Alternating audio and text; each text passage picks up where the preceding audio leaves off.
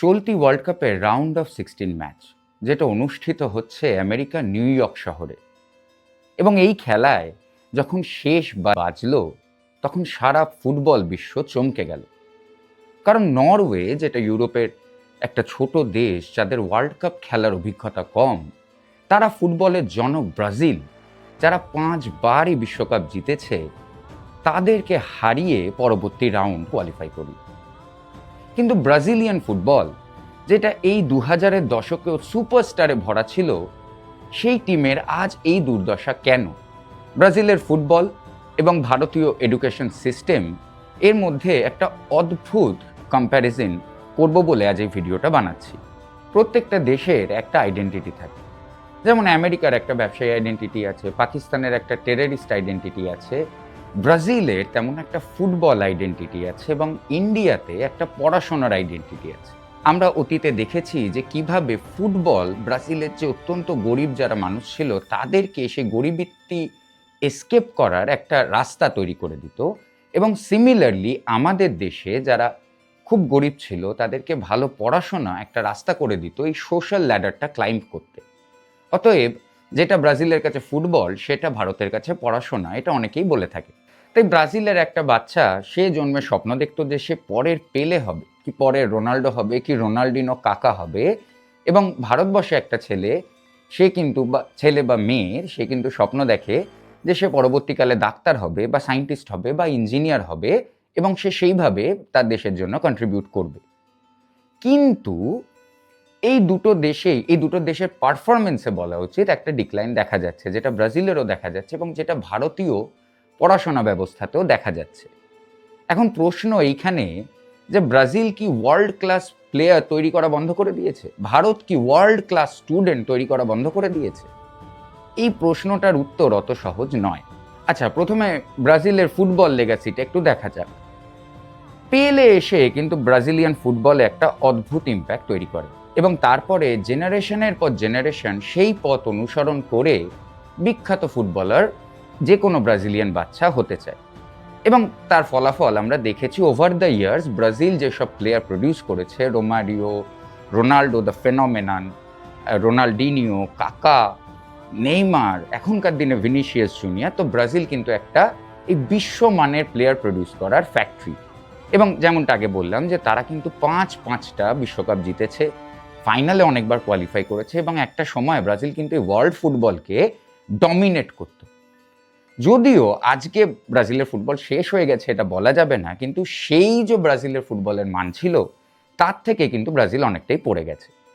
এবং এর পেছনে যে কারণগুলো উঠে আসে সেটা হচ্ছে যে ব্রাজিলের যে লোকাল যে ম্যানেজমেন্ট, লোকাল যে গ্রাসরুট যে ম্যানেজমেন্ট, সেটা আস্তে আস্তে দুর্বল হয়ে পড়ে। ব্রাজিলিয়ান লিগগুলো দুর্বল হয়ে পড়ে, তাতে এনাফ ইনভেস্টমেন্ট আসে না। আমরা জানি ইউরোপের লিগগুলো অনেক বড় হয়ে যায়, যেমন ইপিএল আছে, যেমন সিরিয়া আ আছে, এখন যেমন লালিগা খুব পপুলার। তো এই ইউরোপের লিগগুলো ব্রাজিলের এই প্লেয়ারগুলোকে তাদের লিগে অ্যাট্রাক্ট করে, এবং ব্রাজিলের যে সাধারণ একটা, যেটাকে আমরা সাম্বা বলি, সেই সাম্বাটা কিন্তু মিসিং হয়ে যায় ব্রাজিলিয়ান ফুটবল থেকে। কারণ এই সাম্বাটা কিন্তু ব্রাজিলিয়ান ঘরানা থেকে আসতো। এখনকার দিনে যারা ব্রাজিলিয়ান প্লেয়ার, যারা খুব ট্যালেন্টেড, যেমন এনরিক, ভিনিসিয়াস জুনিয়র, এদেরকে কিন্তু খুব কম বয়সে এই ইউরোপিয়ান দলগুলো স্কাউট করে নিয়ে চলে যায়, এবং তারা কিন্তু তাদের সিস্টেমে তৈরি হয়। অতএব ব্রাজিল থেকে ভালো প্লেয়ার বেরোলেও, ব্রাজিল থেকে খুব ভালো ট্যালেন্ট আজকের দিনেও পৃথিবীতে সব জায়গায় খেলে বেড়ালেও, ব্রাজিলের কিন্তু নিজের যে সাম্বাটা, সেই ফুটবল ম্যাজিকটা কিন্তু ব্রাজিলের ফুটবল থেকে মিসিং হয়ে গেছে, কারণ এই ট্যালেন্ট পুলটা বিভিন্ন দেশে ছড়িয়ে পড়ছে। আর যদি আমরা ইন্ডিয়ার এবার পড়াশোনার জার্নিটা দেখি, তাহলে সেটা অনেকটা পেছনে চলে যায়। মানে ভারত হচ্ছে সেই দেশ যেখানে তাক্ষশিলা এবং নালন্দার মতো ইউনিভার্সিটি ছিল। তো ভারতের পড়াশোনার ইতিহাসটা কিন্তু সেই বেদিক যুগ থেকে চলে আসছে। আমরা যদি রামানুজনের কথা বলি, আমরা যদি চাণক্যর কথা বলি, আমরা যদি অর্থশাস্ত্র কথা বলি, আমরা যদি কামাসূত্রের কথা বলি, ভারতে কিন্তু এই পড়াশোনা করার কালচার কিন্তু শতাব্দী প্রাচীন। এবং আমরা পুরনো যেসব ট্রাভেলার যারা ইন্ডিয়া দিয়ে ট্রাভেল করেছে, তাদের লেখাতেও কিন্তু পাই যে ভারতের এডুকেশন সিস্টেম আগেকার দিনেই কত ভালো ছিল। এবং ইন্ডিপেন্ডেন্সের পরেও আমরা আইআইটি এবং আইআইএম এবং এইসব ইসরো, এইরকম ইনস্টিটিউটের মাধ্যমে যেটা দেখেছি যে ভারতীয়দের মধ্যে কিন্তু পড়াশোনার প্রতি একটা ন্যাচারাল ট্যালেন্ট আছে। এবং তার পরবর্তীকালে অবশ্যই যেসব ভারতীয় সিইওরা বিদেশে গিয়ে বিভিন্ন কোম্পানির সিইও হয়ে বিভিন্ন বড় বড় জায়গায়, ওয়ার্ল্ড ব্যাংক হোক, যে কোনো জায়গা হোক, সেখানে গিয়ে কিন্তু নিজেদের মেরিট প্রমাণ করেছে এবং লার্জলি পড়াশোনা দিয়ে প্রমাণ করেছে। এমনকি এশিয়ার প্রথম নোবেলটাও রবীন্দ্রনাথ ঠাকুর পেয়েছিল। তো ভারতের এই যে এডুকেশনাল হিস্ট্রিটা, এটা কিন্তু ব্রাজিলিয়ান ফুটবলের থেকে অনেক পুরনো। কিন্তু কারণটা মোটামুটি এক, যে এইখানে কিন্তু পড়াশোনা সবসময় একটা রাস্তা, যেমন ব্রাজিলে একটা রাস্তা ফুটবল, যে যে ওখানে পভার্টি আছে, যে গরিব জনসংখ্যা আছে, তার থেকে বেরিয়ে আসার উপায়। ভারতবর্ষ কিন্তু পড়াশোনা চিরকাল তাই ছিল, যে একটা মানুষ যদি একটা গরিব ঘরে জন্মায়, সে যদি অত্যন্ত মেধাবী হয়, পড়াশোনা করে, তাহলে কিন্তু সে সমাজে একটা সম্মানীয় জায়গা পাবে। এর সব থেকে বড় এক্সাম্পল আমাদেরই ঈশ্বরচন্দ্র বিদ্যাসাগর ছাড়া কে হতে পারে। এবং দিনে দিনে, যুগে যুগে ভারতীয় মা বাবারাও তাদের ছেলে মেয়েকে ভালো পড়াশোনা দেওয়ার জন্যে নিজেদের সবটুকুনি ত্যাগ করেছে। এবং এত জনসংখ্যার দেশে আজকাল এই যে পরীক্ষাগুলো, এগুলো কিন্তু একটা ন্যাশনাল ইভেন্টে পরিণত হয়েছে। কিন্তু ভারত আজকের দিন এডুকেশনে দাঁড়িয়ে কি কি চ্যালেঞ্জ ফেস করছে? প্রথমটাই হচ্ছে যে ভারতের যে এডুকেশন স্ট্যান্ডার্ড, সেইটা কিন্তু আজকে একটুখানি প্রশ্নের মুখে পড়ে যাচ্ছে। কারণ ম্যাক্সিমাম যে ভারতীয় বাচ্চা, তারা কিন্তু স্কুলে যাচ্ছে, কিন্তু তারা ল্যাঙ্গুয়েজ বা অ্যারিথমেটিকে কিন্তু প্রপারলি ট্রেন্ড নয়। তাদের যেটা হওয়া উচিত তাদের বয়স, এটা কিন্তু বিভিন্ন স্টাডি থেকে বারবার উঠে আসছে। এমনকি ভারতীয় গ্র্যাজুয়েটদেরও স্কিল লেভেল নিয়ে কিন্তু একটা প্রশ্ন আজকে ভারতের মধ্যেই দেখা যাচ্ছে। এবং এইটা কিছুটা হয়েছে আজকের দিনের এডুকেশন সিস্টেম প্যাটার্নের জন্য, যেটা কিন্তু রোট লার্নিং, মানে মুখস্থ বিদ্যে। হ্যাঁ, মানে কিছু না বুঝে কেবল নোটস, কোচিংয়ের ওপর বেস করে ক্রিটিক্যাল থিঙ্কিংয়ের যে জায়গাটা, যে একটা বাচ্চা একটা প্রবলেম পেয়ে সে নিজে আস্তে আস্তে সলভ করতে শিখবে, সে ফেল করলেও তাতে কিছু এসে যায় না, তাকে বরঞ্চ তার জন্য বাহবা দেওয়া হবে, এই কালচারটা কিন্তু ভারতীয় এডুকেশনে নেই। এখানে কিন্তু নাম্বার সব কিছু ডিটারমাইন করে। এমনকি আমি আমার পড়াশোনার সময়ও সেটা দেখেছি, যে কে কতটা ইন্টেলিজেন্ট। এখানে কিন্তু মাছকে এইরমভাবে বিচার করা হয় যে মাছটা গাছে উঠতে পারে কিনা। হ্যাঁ, তো এখানে কিন্তু এডুকেশনের যে প্যারামিটারগুলো, সেগুলো খুব ন্যারো এবং সেগুলো কেবলই নাম্বার বেসড, পরীক্ষা বেসড, যে ও অমুক পরীক্ষায় এত নাম্বার পেয়েছিল। এবার হতেই পারে যে একটা ছেলে ওই পরীক্ষা অত নাম্বার পায়নি, কিন্তু তার ট্যালেন্টের থেকে বেশি। কিন্তু এখানে কিন্তু ওই নাম্বার বেসড এবং এডুকেশন বেসড এবং একটা ম্যাডেনিং এর একটা এফেক্ট, যে যা হোক করে আমাকে ডিগ্রি পেতে হবে, যা হোক করে আমাকে নাম্বার পেতে হবে। তাতে ক্রিটিক্যাল থিঙ্কিং ডেভেলপ হলো কি না? মানে ভারতে এখন যেটা বিশেষ করে দেখা যায়, যে অনেক শিক্ষিত লোকজন আছে যারা স্কুলে গেছে, কলেজে গেছে, কিন্তু তাদের বেসিক ম্যানার্স বা ব্যবহার, এর মধ্যে কিন্তু ঘাটতি আকচার দেখাই যায়।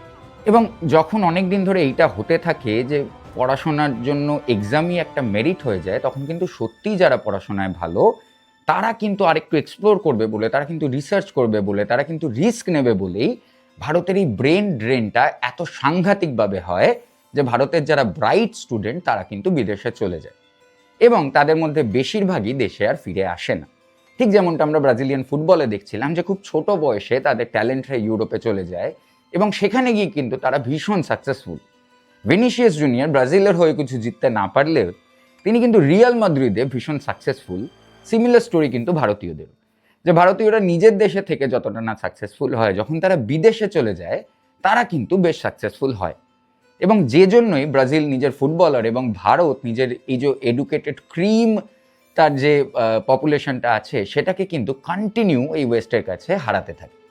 তাই জন্য ব্রাজিলে দেখা যায় যে যেমন আজকে ভেনিসিয়াস জুনিয়র খেলছে, রাফিনিয়া খেলছে, ক্যাসিমিরো খেলছে, তার মানে ব্রাজিল টপ ফুটবলার প্রডিউস করছে। ভারতেও দেখা যায় যে Bharat top quality CEO, start up founder, scientist, literature সবেতেই কিন্তু ম্যাক্সিমাম লোক বেরিয়ে আসছে। কিন্তু ভারতের জনসংখ্যা এত বেশি যে অধিকাংশ মানুষের কাছে কোয়ালিটি এডুকেশন পৌঁছয় না।